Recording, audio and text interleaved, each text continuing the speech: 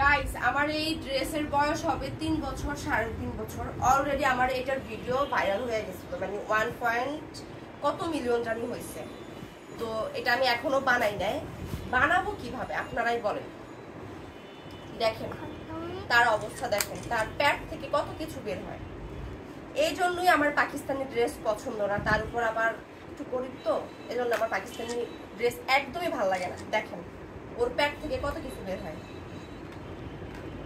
এইটার পিছনে আমি যে পরিমাণ জ্ঞান বুদ্ধি খরচ করছি, আমার এই পোস্ট গ্রাজুয়েশন যে কমপ্লিট করছে, আমার এত জ্ঞান বুদ্ধি খরচ হয় না।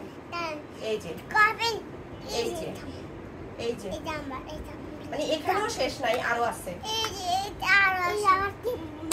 যে দেখো আরো আছে।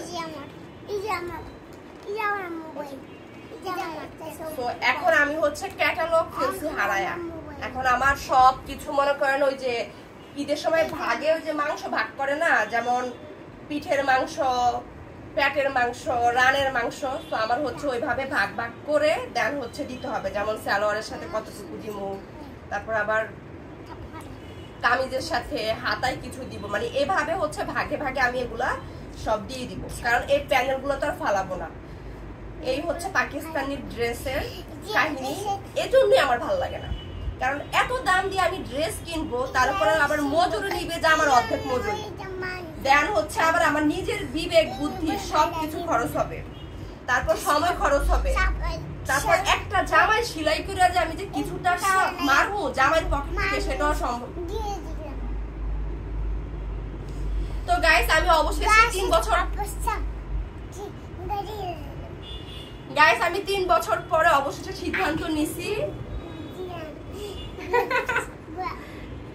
পাঙ্কা বুড়া আর কয়েকটা বছর রাইখা দিলি তো আমি জামাটা তোমার বউরে দিতে পারতাম। তো গাইস আমি অবশেষে ডিসিশন নিছি, ড্রেসটা আমি সেলাই করব। সবাই দোয়া করেন যাতে আমি সবকিছু ভাগে যোগে ঠিকঠাক মতো দিতে পারি, সালোয়ারে, হাত মানে হাতায়, কামিজে, প্যান্টে। তো কে কে আছেন আমার মতো পাকিস্তানি ড্রেস অপছন্দ করেন কমেন্ট করে জানাতে পারেন। আর এই জামার মনে করেন ডিজাইন পুরান হয়ে শেষ, তো আমি আর কি এখন করবো, কিন্তু আমি যেই ডিজাইনে বানাবো এই ডিজাইনে মনে করেন কেউ আর বানায় না, কারণ এটার নারী গুলি আমি উল্টা পাল্টা করে আর কি বানাবো। তো এই ছিল একটা জামার আত্মকাহিনী আপনাদের সাথে শেয়ার করলাম।